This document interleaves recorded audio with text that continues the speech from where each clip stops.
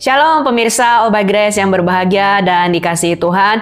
Bersyukur kita bisa berjumpa kembali dalam episode kali ini. Semua semata-mata karena kasih karunia dan anugerah Tuhan. Sebelum kita memulainya, mari kita sama-sama berdoa terlebih dahulu. Bapa yang baik, kami bersyukur Tuhan bahwa Engkau masih memberikan kami kesempatan untuk bisa mengikuti program All by Grace sampai episode kali ini. Dan kami mohon belas kasihan-Mu, kami mohon kasih karunia-Mu Tuhan, pimpin program All by Grace ini dari awal, pertengahan, sampai kepada kesudahannya. Berkati kami yang mendengarkan maupun yang menyampaikan, sama-sama bisa diberkati dan kami bisa terus menjadi orang-orang Kristen yang semakin bertumbuh, semakin hari semakin serupa dengan Engkau ya Bapa. Dan Kau berkati Tuhan, waktu berikut ini kami serahkan semua ke dalam tangan-Mu. Hanya di dalam nama Tuhan Yesus Kristus kami sudah berdoa dan kami bersyukur. Haleluya. Amin.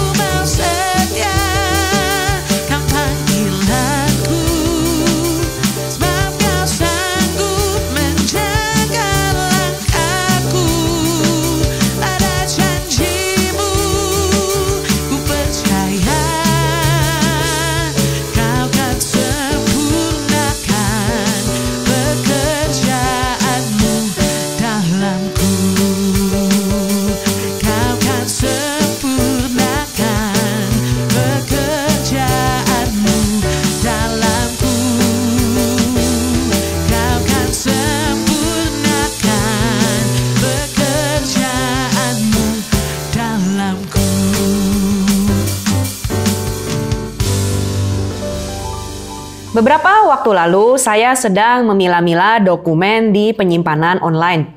Ada yang saya buang, ada juga yang disimpan. Saat sedang merapikannya, saya menemukan sebuah folder berisi banyak foto dan video lama. Saat melihat itu semua, ada banyak kenangan bermunculan. Lalu, tiba-tiba saja, entah datang dari mana, sebuah pikiran terlintas di benak saya. Masa dulu itu enak banget ya, tidak banyak yang dipusingkan, hidup sepertinya fine-fine, oke-oke saja. Ditambah lagi, waktu melihat foto-foto keluarga saat mama saya masih ada, saya berpikir, enak dulu ya, masih ada mama. Masih ada teman curhat, ada tempat untuk minta nasihat, ada teman untuk jajan sore. Lalu saya malah jadi baper, sedih, dan bertanya, kenapa ya Tuhan panggil mama saya pulang secepat itu? Padahal kan masih banyak yang bisa dilakukan bersama. Mood saya langsung berubah, pikiran tidak terkendali seperti benang kusut, dan semangat untuk menjalani hari itu dengan baik pun hilang. Mau berbuat sesuatu saja rasanya malas. Inilah yang terjadi jika kita membiarkan kenangan di masa lalu, entah yang baik atau yang kurang baik, memenuhi pikiran tidak terkendali dan membuat gairah atau semangat untuk menjalani hidup menguap dengan cepat. Ini bukannya berarti kita serta-merta bisa seperti hilang ingatan dan tidak punya memori terkait apa yang sudah lewat. Saya masih bisa mengingat beberapa hal, tetapi yang penting adalah apa yang akan kita lakukan selanjutnya. Banyak orang terlalu sibuk merenungkan masa lalu, bernostalgia, sehingga jam demi jam berlalu menjadi hari, lalu menjadi minggu, dan waktu lewat begitu saja. Inikah yang Tuhan inginkan bagi setiap anak-anaknya? Tentu saja tidak. Semua orang pasti memiliki masa lalu. Tidak ada satu manusia pun yang hidup tanpa cerita kemarin. Ada masa lalu yang menyenangkan, ada juga yang pahit, ada yang penuh keberhasilan, ada yang penuh kegagalan. Ada yang membuat kita tertawa ketika mengingatnya, tetapi ada juga yang tanpa kita sadari membuat air mata jatuh. Pertanyaannya, apakah kita mau hidup terus di sana? Apakah kita mau membiarkan masa lalu mengendalikan masa kini dan masa depan kita? Penulis kitab Pengkhotbah menegur kita di dalam tulisannya yang tercatat, yaitu di dalam kitab Pengkhotbah pasal 7 ayat yang ke-10. Janganlah mengatakan mengapa zaman dulu lebih baik daripada zaman sekarang, karena bukannya berdasarkan hikmat engkau menanyakan hal itu. Masa lalu is masa lalu. Mau ditangisi bagaimanapun, mau diingat-ingat sampai terbawa perasaan pun tidak bisa merubah semua yang sudah lewat. Ironisnya, banyak orang sibuk berusaha merubah masa lalu yang sudah pasti mustahil, sehingga mereka lupa untuk hidup di masa kini, yang mana nantinya akan menjadi masa lalu juga, yang cenderung akan diratapi lagi. Ini seperti lingkaran yang tidak akan selesai sampai kita memutuskan bahwa kita mau belajar melupakan masa lalu dan tidak mau hidup di dalamnya lagi. Terus hidup di masa lalu dapat membuat kita stuck atau macet di masa kini, meskipun waktu terus berjalan. Dalam salah satu pembicaraan Yesus dengan murid-muridnya, dia menyisipkan sebuah peringatan yang pastinya bukan kebetulan, yaitu di dalam Lukas pasal 17 ayat 32. Ingatlah akan istri Lot.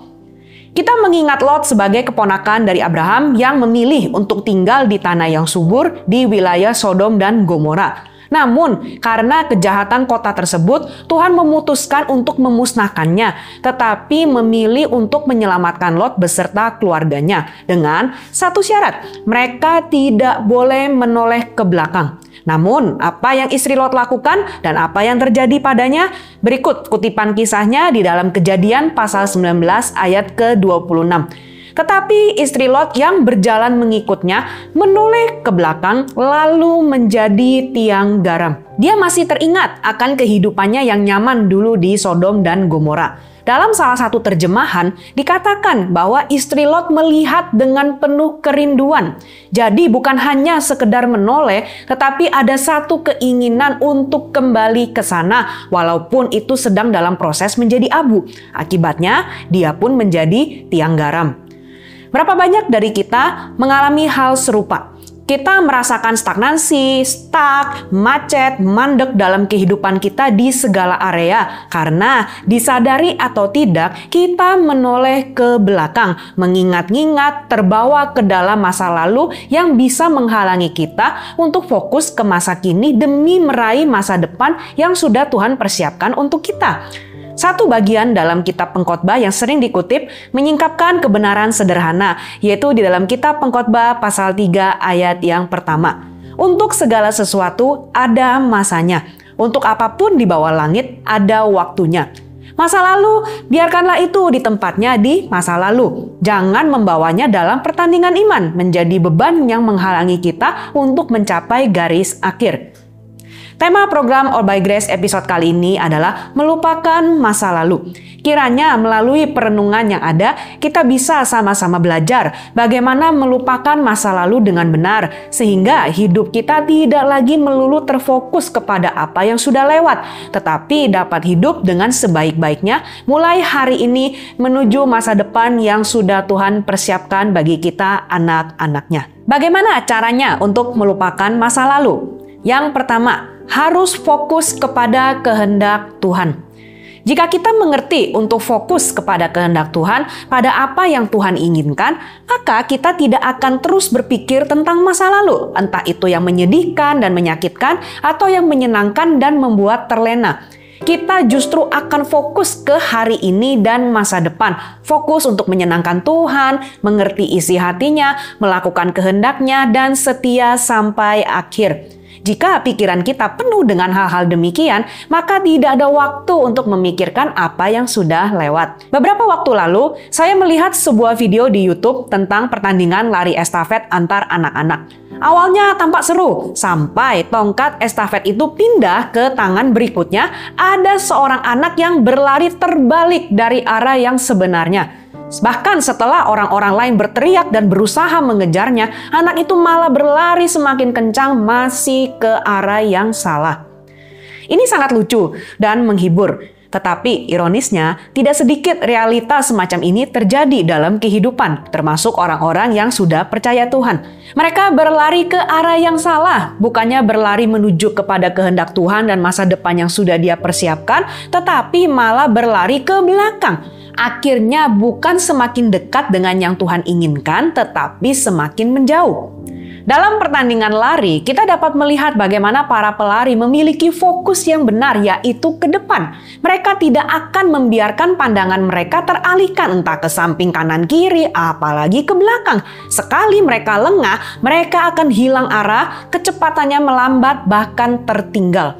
Analogi yang sama inilah yang dipakai oleh Rasul Paulus saat mengingatkan jemaat di Filipi, yaitu di dalam Filipi pasal 3 ayat ke-13 sampai ayat ke-14. Saudara-saudara, aku sendiri tidak menganggap bahwa aku telah menangkapnya, tetapi ini yang kulakukan. Aku melupakan apa yang telah di belakangku dan mengarahkan diri kepada apa yang di hadapanku, dan berlari-lari kepada tujuan untuk memperoleh hadiah, yaitu panggilan sorgawi dari Allah dalam Kristus Yesus. Paulus bukan hanya sekedar berbicara, tetapi dia mengalaminya sendiri. Masa lalu Paulus bisa dilihat dari beberapa sisi. Dari sisi pertama, di masa lalu, Paulus memiliki banyak privilege yang tidak dimiliki oleh banyak orang. Dan sisi kedua, Paulus juga punya sejarah yang kurang baik. Bagaimana dia dulu adalah seorang yang kejam. Bahkan dia berkata bahwa dia adalah seorang yang ganas dan menimbulkan banyak sengsara terhadap para pengikut Kristus. Meskipun memiliki masa lalu sedemikian, Paulus memutuskan untuk tidak mau dibelenggu olehnya. Dia menaruh masa lalu pada tempatnya, yaitu di masa lalu. Dia melupakan apa yang ada di belakang, dan kini dia fokus kepada apa yang di depan, kepada panggilan dan tujuan yang Tuhan tetapkan baginya. Paulus mengerti pentingnya fokus.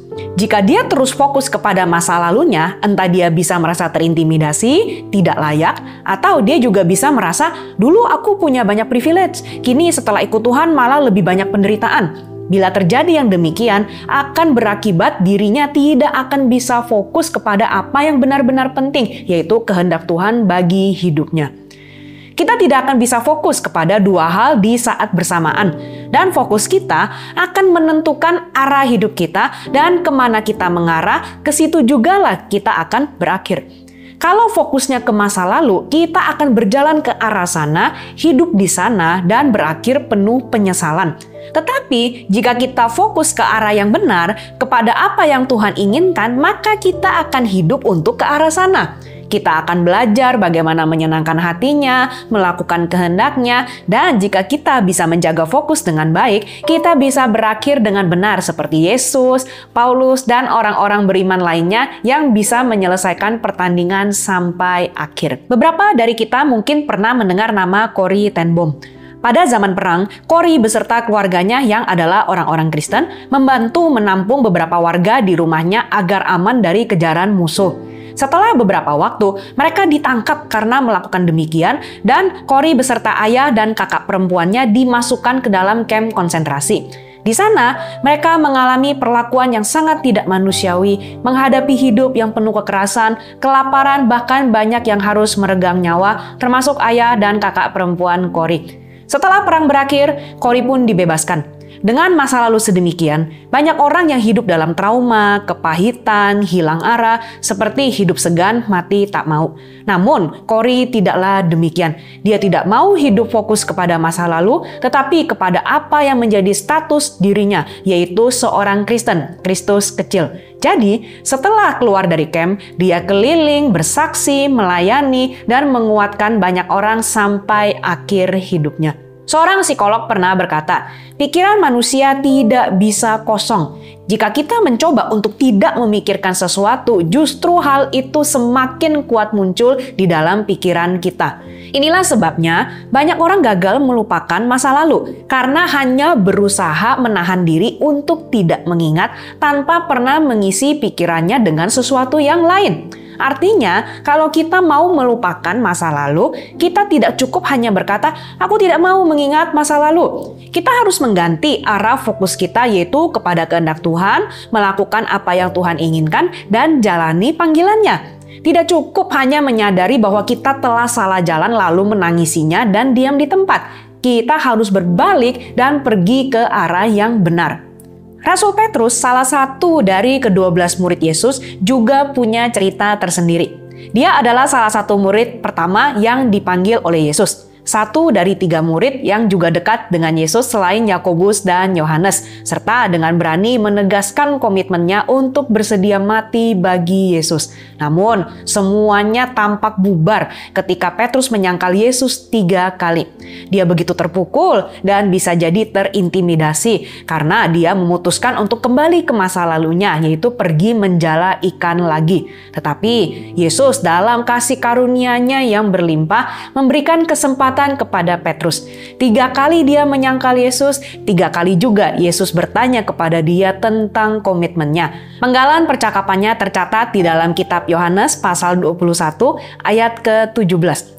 Kata Yesus kepadanya untuk ketiga kalinya, "Simon, anak Yohanes, apakah engkau mengasihi aku?"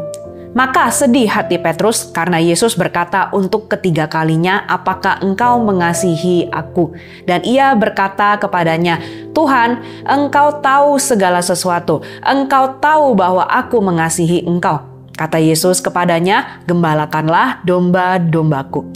Sejak saat itu, Petrus meninggalkan masa lalunya dan fokus kepada apa yang menjadi panggilan Tuhan atas hidupnya, yaitu memberitakan Injil keselamatan dan kasih karunia. Dia setia sampai akhir.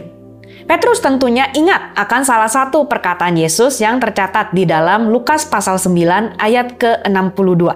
Setiap orang yang siap untuk membajak tetapi menoleh ke belakang tidak layak untuk kerajaan Allah. Ada seseorang yang dahulunya hidup rusak dan berantakan. Sedari remaja, sudah terlibat dalam obat-obatan terlarang, hidup di dunia malam, dan sempat keluar dari sekolah. Orang tuanya sudah mencoba untuk menitipkannya ke tempat keluarga dengan harapan bisa sadar dan berubah. Tetapi justru dia malah semakin menjadi-jadi sehingga dia dibawa pulang lagi. Akhirnya orang tuanya mendaftarkannya ke sebuah panti rehabilitasi Kristen. Di sanalah orang tersebut memulai perjalanannya mengenal Tuhan meskipun terkadang dia masih suka kembali ke kehidupan lama. Tetapi setelah satu momen perjumpaan pribadi dengan Tuhan di salah satu ibadah, dia tidak pernah kembali lagi. Hidupnya berubah 180 derajat lalu beroleh kasih karunia untuk melayani sepenuh waktu. Sampai kini dia masih setia di dalam panggilan Tuhan. Dia tidak membiarkan dirinya terintimidasi atau terhalangi oleh masa lalu yang buruk karena dia tahu masa lalu sudah lewat. Diingat-ingat pun jadinya buang-buang waktu. Dia memilih untuk fokus kepada kehendak Tuhan, taat, setia, hidup mengasihi, dan siap menjadi berkat. Jadi, salah satu kunci untuk dapat benar-benar melupakan masa lalu adalah mengalihkan perhatian dan energi hidup kita untuk sesuatu yang lebih besar, yaitu kerajaan Allah dan kebenarannya. Karena saat kita fokus kepada Tuhan dan kehendak-Nya, maka kita akan bergerak ke arah sana. Kita akan mencari tahu apa yang menyenangkan hati Tuhan, berusaha untuk berkenan kepadanya, memikirkan perkara-perkara yang di atas yang berkaitan dengan kerajaan Allah, mengasihi orang-orang yang Tuhan kasihi, sehingga akhirnya benar-benar tidak ada waktu untuk memikirkan masa lalu.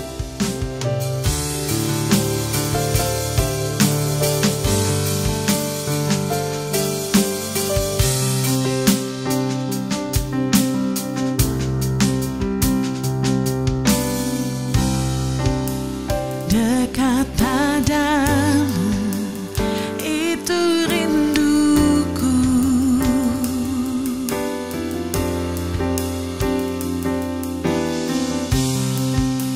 setiap kataku kau pun menunggu.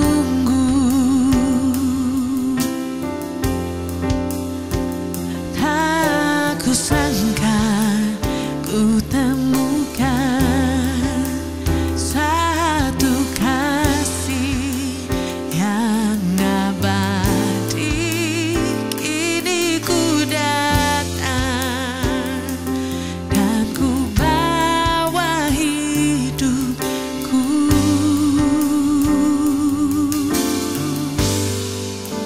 Memandang wajahmu,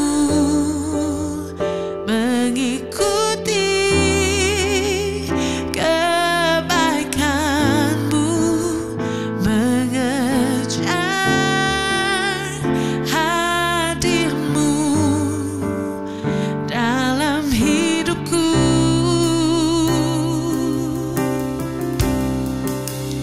Membawa sembahku, menyatakan kebesaranmu, mengejar hadirmu dalam hidupku.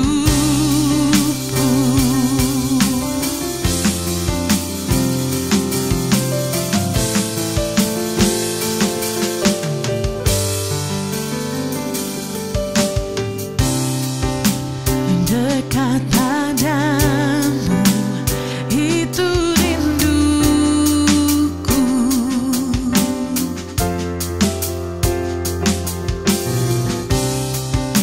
Setiap kataku, kau pun menunggu. Tak kusangka ku temukan satu kasih yang abadi. Kini ku datang dan ku bawa hidupku.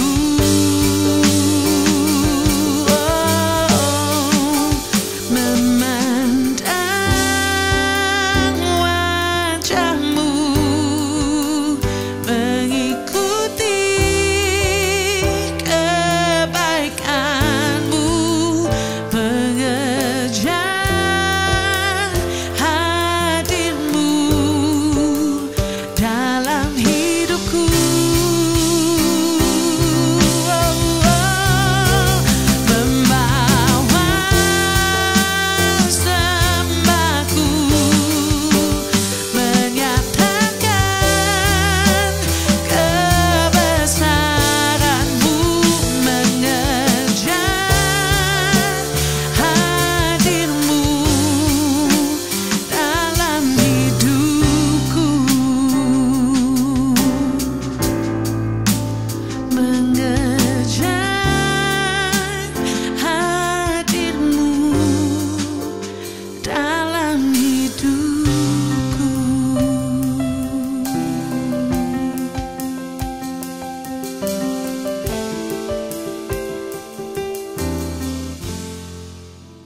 Bagaimana caranya untuk melupakan masa lalu? Yang kedua, memiliki ketekatan untuk tidak hidup dipimpin masa lalu. Artinya, setiap kali teringat masa lalu, kita harus berkata kepada hati dan pikiran kita, aku sedang menuju masa depan. Aku tidak mau hidup dipimpin oleh masa lalu. Aku akan terus melakukan apa yang baik sesuai kehendak Tuhan, karena jika aku taat dan menuruti kehendak Tuhan, maka aku akan memiliki masa depan yang cerah dan penuh harapan. Kita akui bahwa selama masih hidup di dunia ini, masih ada godaan dan tantangan yang berusaha untuk menarik kita kembali ke masa lalu. Setiap kita mungkin ada trigger atau pemicunya masing-masing yang bisa membuat kita terkenang kembali akan apa yang sudah lewat. Sekali lagi, bukan masalah mengingat atau mengenangnya, tetapi ke arah mana itu semua membawa kita. Apakah kita sekilas mengingat untuk jadi bahan pembelajaran, atau kita malah membangun rumah dan tinggal di sana, merasa bahwa tidak ada lagi harapan dan masa depan yang lebih baik? Jadi, apa yang harus kita lakukan saat ada godaan untuk teringat masa lalu dan tenggelam di dalamnya? Sederhana, tetapi membutuhkan komitmen, ketekatan, dan ketekunan. Kita harus menanamkan sebuah konsep pemikiran yang baru, yaitu kita sedang menuju masa depan. Janji Tuhan dalam kitab Yeremia mengingatkan kita seperti apa masa depan yang Tuhan siapkan, yaitu di dalam Yeremia pasal 29 ayat yang ke-11. Sebab aku ini mengetahui rancangan-rancangan apa yang ada padaku mengenai kamu. Demikianlah firman Tuhan, yaitu rancangan damai sejahtera dan bukan rancangan kecelakaan, untuk memberikan kepadamu hari depan yang penuh harapan. Ketekatan ini diawali dengan kepercayaan penuh dalam Tuhan yang baik dan penuh kasih setia. Dia sudah mempersiapkan rancangan-rancangan yang terbaik, penuh damai sejahtera dan harapan. Jika kita percaya bahwa pribadi Tuhan adalah sedemikian dan janjinya pasti digenapi, maka masa lalu akan kehilangan kuasa dan daya tariknya. Sebab Tuhan masih memiliki jauh lebih banyak bagi kita di masa depan. Kita dapat memetik pelajaran berharga dari kisah bangsa Israel dalam Alkitab. Setelah diperbudak oleh bangsa asing selama ratusan tahun,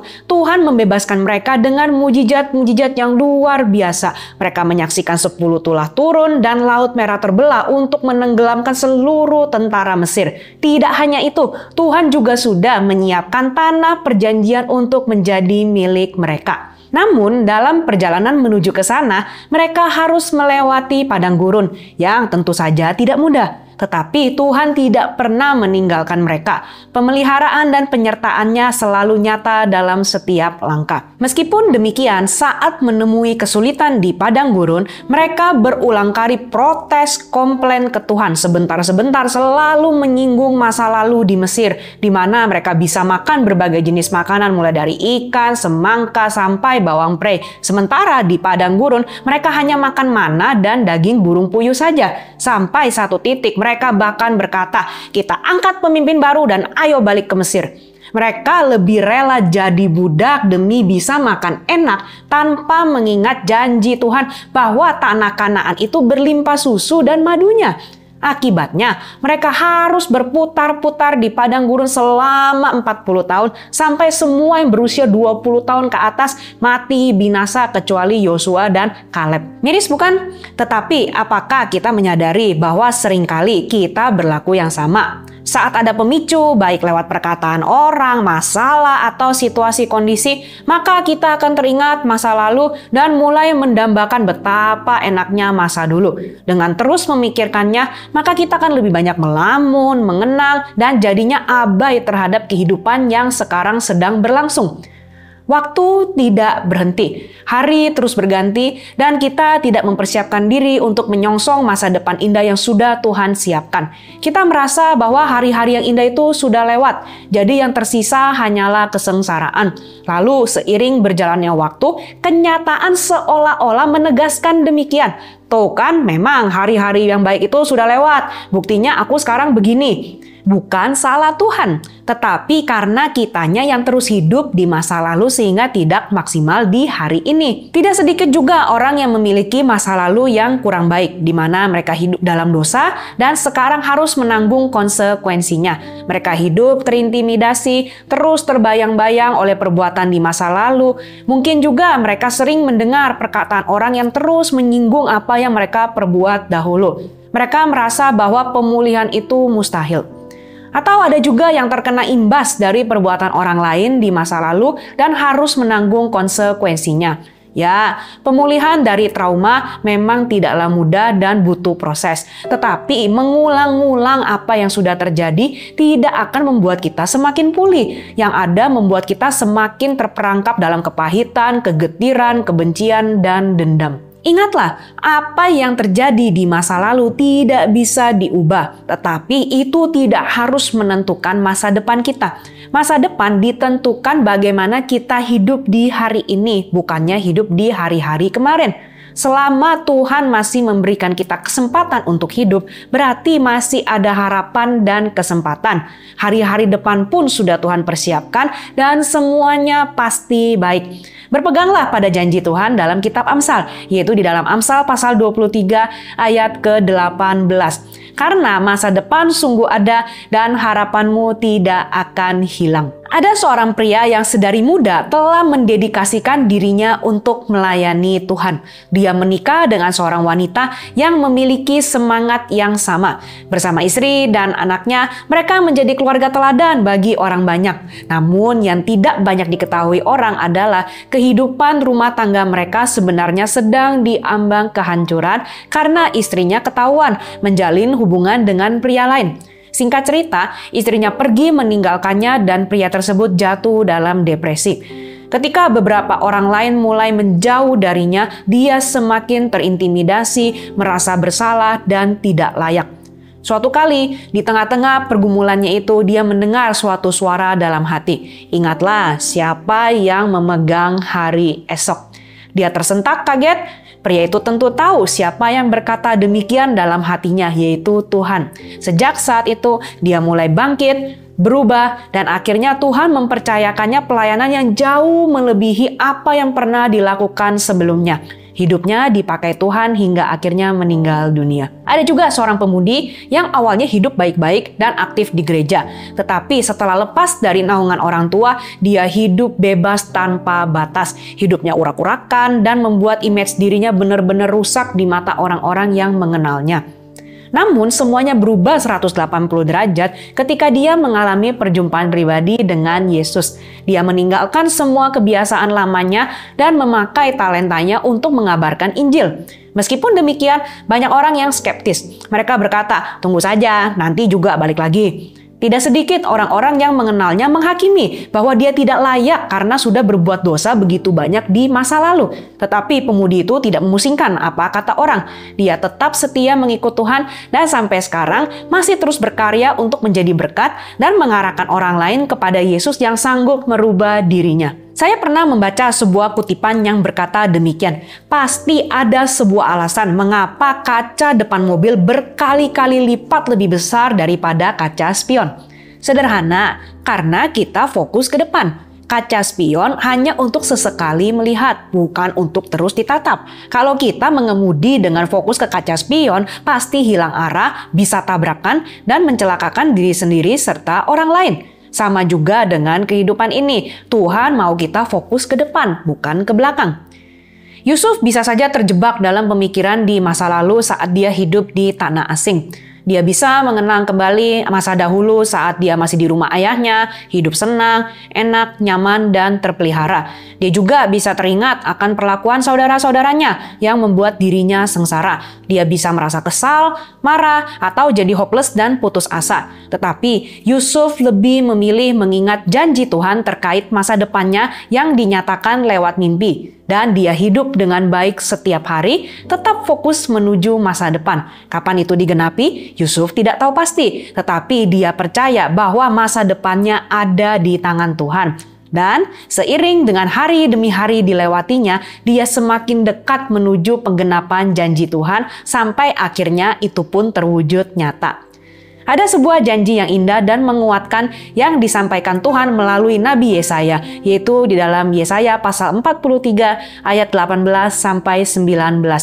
Firman-Nya, janganlah ingat-ingat hal-hal yang dahulu, dan janganlah perhatikan hal-hal yang dari zaman purbakala.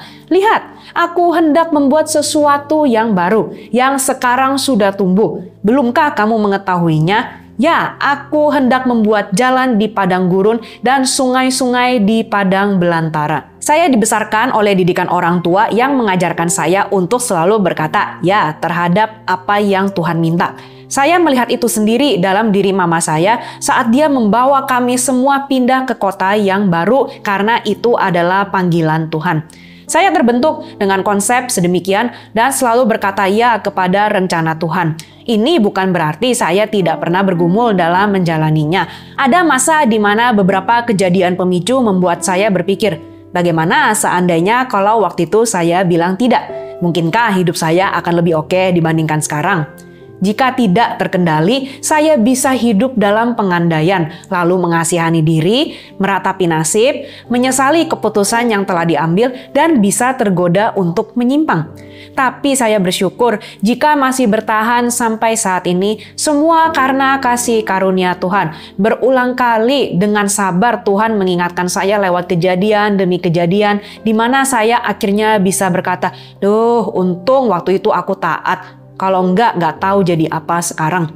Jadi, saya selalu mengingatkan diri sendiri bahwa tidak ada penyesalan ketika mengikut Tuhan. Memang tidak mudah, belum tentu lancar-lancar dan oke, tetapi selama mengikuti pimpinan Tuhan, ikut kehendaknya, maka saya tidak perlu takut. Saya tidak usah sibuk menangisi masa lalu, mengandaikan kalau saya memilih jalan berbeda, karena saya tahu kalau saya pilih jalan sendiri, pasti ujung-ujungnya hancur berantakan. Tidak hanya saya, tetapi orang lain juga.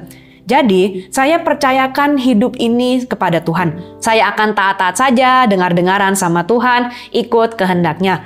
Meskipun yang Tuhan rancangkan tidak selalu seperti yang saya ingini, tetapi selalu jauh lebih baik dan lebih indah. Dia tidak pernah salah merancang, dan tiba waktunya nanti Tuhan izinkan saya melihat dan mengerti.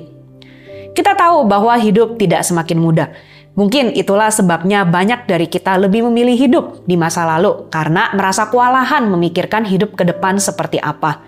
Tetapi ingatlah, Tuhan sudah ada di hari depan kita dan Dia juga ada di hari ini untuk menuntun langkah demi langkah. Jadi, lupakanlah apa yang memang harus dilupakan dan fokuslah untuk melakukan apa yang bisa kita lakukan hari ini untuk menyenangkan Tuhan dan menggenapi tujuannya bagi kita. Janganlah sampai kita melewatkan apa yang sudah Tuhan siapkan hanya karena kita terus menoleh ke belakang, menangisi apa yang sudah berlalu, terus hidup di hari-hari kemarin. Masa depan kita masih ada, harapan kita tidak akan hilang. Tuhan akan membuat jalan-jalan baru, jalan-jalan yang tampaknya mustahil di mata manusia tetapi mungkin baginya.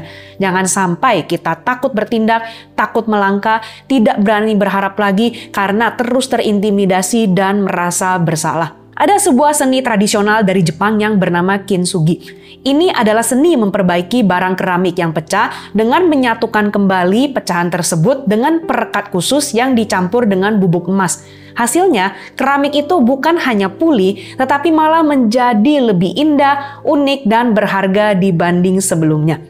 Masa lalu kita bisa saja seperti itu, retak bahkan pecah, entah karena kesalahan kita atau orang lain. Jika kita terus memegangi pecahan itu, yang ada kita akan semakin terluka dan bisa melukai orang lain juga. Tetapi saat kita menyerahkan setiap kepingan masa lalu itu kepada Tuhan, Ia akan menyatukan kembali hidup kita dengan kasih dan anugerah-Nya. Bekasnya mungkin saja masih ada, tetapi oleh kasih karunia-Nya, hidup kita tidak hanya dijadikan utuh kembali, tetapi justru menjadi kesaksian tentang kuasa Tuhan yang ajaib dan luar biasa.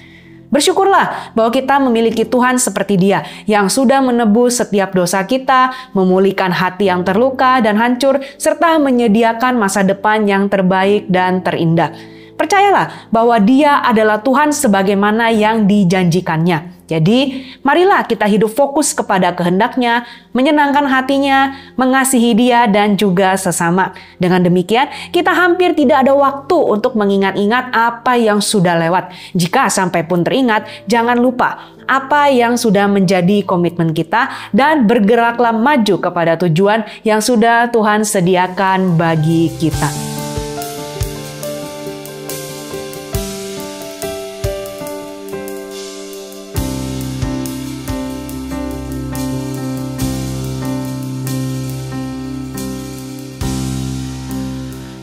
Ajarku berserah, kuasai mataku, bawa kau besar, menggenggam hidupku,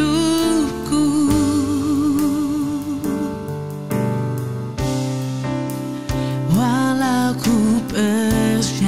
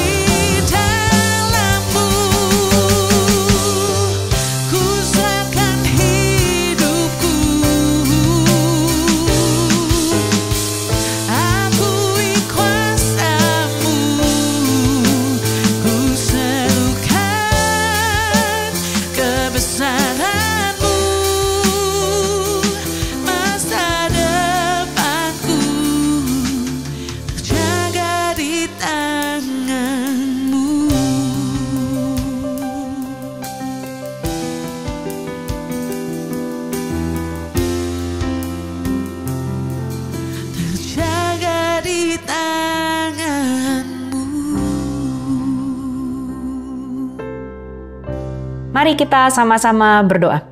Tuhan Yesus, kami bersyukur Tuhan untuk kebenaran firman-Mu yang sudah kami dengar pada All by Grace episode kali ini yang mengajarkan kami untuk tidak terus mengingat-ingat apalagi sampai hidup di masa lalu. Karena kami tahu Tuhan bahwa masa lalu itu sudah berlalu dan tidak bisa dirubah. Tetapi kami percaya yang kami punya adalah hari ini dan masa depan kami pun tidak perlu kami takut karena kami tahu Tuhan Engkau sudah ada di hari esok dan masa depan yang Engkau siapkan bagi kami adalah masa depan yang penuh harapan. Dan tolong kami ya Bapa untuk terus mengingatkan diri kami akan komitmen kami bahwa kami mau menjadi orang-orang yang bisa fokus melakukan kehendak-Mu, hidup dengan sebaik-baiknya, taat dan juga setia sehingga kami hampir tidak ada lagi waktu untuk mengingat-ingat apa yang sudah berlalu. Tolong kami Tuhan jika sampai kami teringat akan masa lalu, biarlah Tuhan itu hanya sebentar saja untuk menjadi pelajaran bagi kami dan kami akan kembali lagi Tuhan untuk fokus hidup di hari ini dengan baik sehingga kami bisa maksimal untuk Engkau,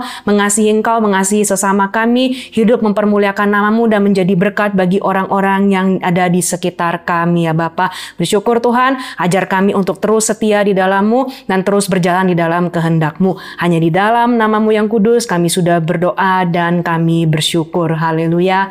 Amin. Ya, saat ini saya mau berdoa bagi Anda yang terus terintimidasi oleh apa yang terjadi di masa lalu karena segala kesalahan, dosa, atau perbuatan yang tidak berkenan di hadapan Tuhan. Kita sudah berdoa memohon pengampunan, bertobat, dan tidak mengulanginya lagi. Tetapi terkadang ada masa di mana kita bisa teringat lagi akan apa yang sudah lewat. Dan saat teringat, bisa merasa bersalah, tertekan, terintimidasi, dan merasa tidak layak. Itu adalah tipuan iblis yang adalah pendakwa. Perkataan Tuhan jauh lebih berkuasa dari semua tuduhan si iblis dan kita harus melawan balik dengan kebenaran firman Tuhan bahwa dosa kita sudah dilemparkannya sejauh timur dari barat, bahwa kita sudah diampuni dan disucikan, dosa semerah apapun dapat dia jadikan putih seperti salju atau bulu domba. Kita harus lebih percaya kepada kebenaran Tuhan daripada kebohongan iblis. Mari kita berdoa bersama. Tuhan, saat ini hamba-Mu berdoa untuk orang-orang yang saat ini mungkin terintimidasi oleh apa yang terjadi di masa lalu. Mungkin ada trigger, ada pemicu lewat perkataan orang, ada kejadian-kejadian tertentu, dan mereka terus mengasihani diri, mereka merasa bahwa mereka tidak layak memiliki masa depan yang lebih baik karena mereka sudah berbuat salah di masa lalu, bahwa Engkau tidak berkenan akan mereka. Tetapi saat ini Tuhan, hamba-Mu berdoa, biarlah firman kebenaran-Mu Tuhan terus Engkau ingatkan kepada mereka bahwa di dalam Engkau Tuhan tidak ada lagi penghukuman dan mereka sudah disucikan saat mereka bertobat, saat mereka minta ampun dan mereka tidak kembali kepada kehidupan yang lama lagi. Maka Engkau berjanji Tuhan untuk menyucikan mereka dan tolong jagai mereka ya Bapak untuk tetap setia di jalan-Mu Tuhan, dan segala kutukan iblis dan segala perkataan-perkataan yang salah itu dicabut di dalam nama Tuhan Yesus sehingga hanya ada kebenaran firman Tuhan yang tertanam di dalam hati mereka sehingga itu bisa menjadi senjata untuk mereka melawan balik setiap penghukuman ataupun tuduhan dari iblis. Iblis tidak punya kuasa karena mereka semua ada di dalam tangan-Mu ya Bapa,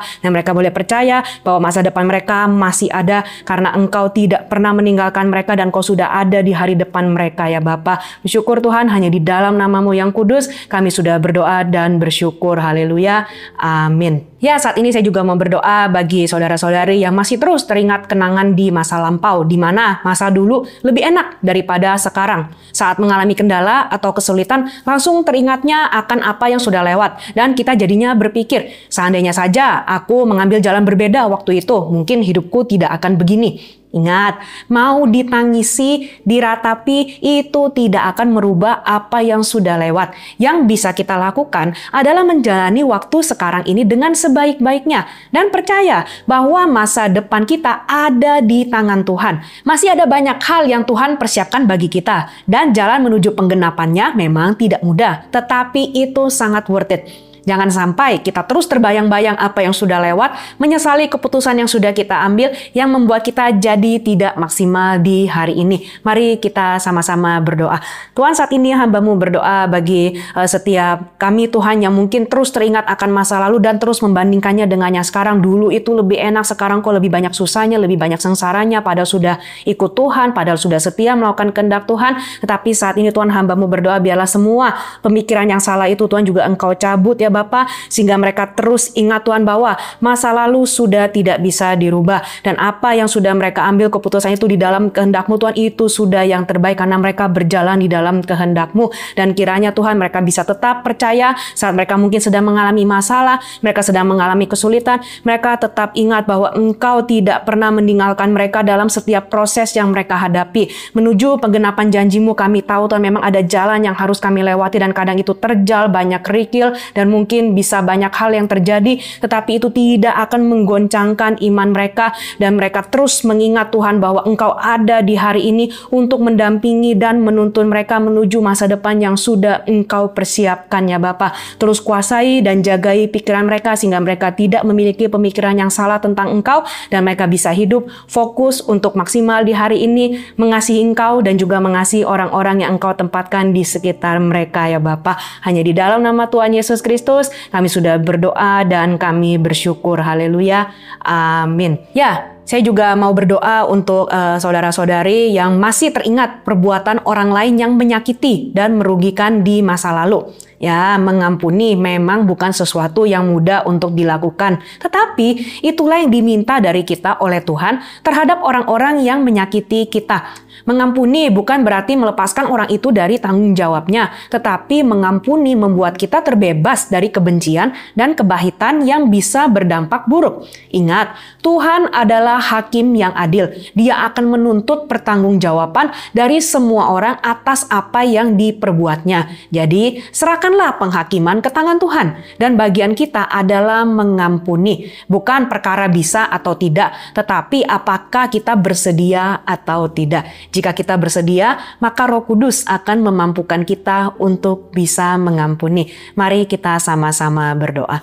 Tuhan, saat ini hamba-Mu berdoa untuk orang-orang yang mungkin masih menyimpan kenangan di masa lalu terhadap orang-orang yang telah menyakiti mereka, dan mereka terus mengingat-ingatnya. Semakin mereka mengingat, semakin mereka menjadi pahit, semakin mereka menjadi sakit hati, semakin mereka menjadi dendam dan benci, dan itu merembet kepada orang-orang di sekitar mereka yang mungkin tidak tahu apa-apa.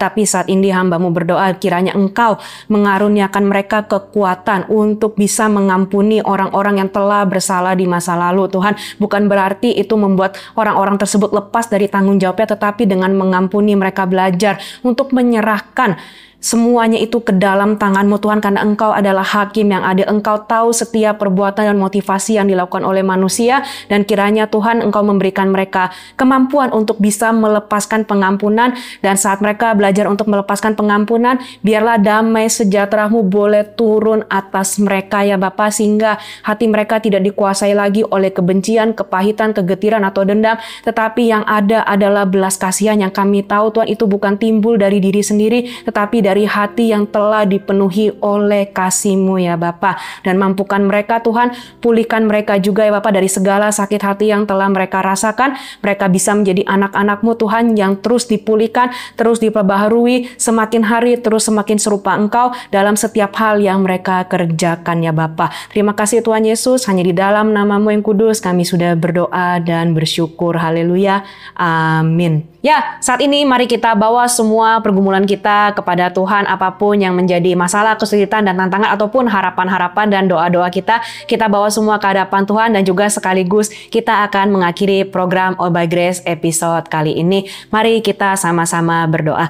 Tuhan, saat ini kami membawa semua apapun yang menjadi permasalahan, tantangan, kesulitan, pergumulan, ataupun doa-doa, kerinduan-kerinduan kami kepada Engkau, karena kami tahu Tuhan, Engkau Allah yang peduli, Engkau Allah yang mengerti, dan juga Engkau Allah yang bisa memberikan kami Tuhan hikmat, solusi yang bahkan di luar pengertian manusia, sehingga kami akan dibuat semakin kagum Tuhan oleh kasih-Mu ya Bapa. Dan juga berdoa untuk mereka yang sedang sakit, percaya oleh bilur-bilur Kristus yang sudah dicurahkannya di kayu salib 2000-an tahun yang lalu, mereka sudah menerima kesembuhan, baik mereka berdoa untuk diri sendiri maupun mereka berdoa untuk orang lain. Dan mereka yang sedang mengalami masalah di dalam hubungan relasi Tuhan, di dalam hubungan apapun juga ya Bapa, kami percaya Tuhan Engkau sanggup memulihkan hubungan yang sudah paling rusak sekalipun. Tuhan Engkau sanggup sanggup untuk memulihkannya ya Bapa. Dan biarlah kami bisa mengambil langkah pertama, kami bisa berinisiatif Tuhan untuk bisa menjadi orang-orang yang membawa damai, karena mereka membawa damai adalah disebut anak-anak-Mu. Dan kami akan melihat Tuhan bagaimana tangan-Mu bekerja ya Bapa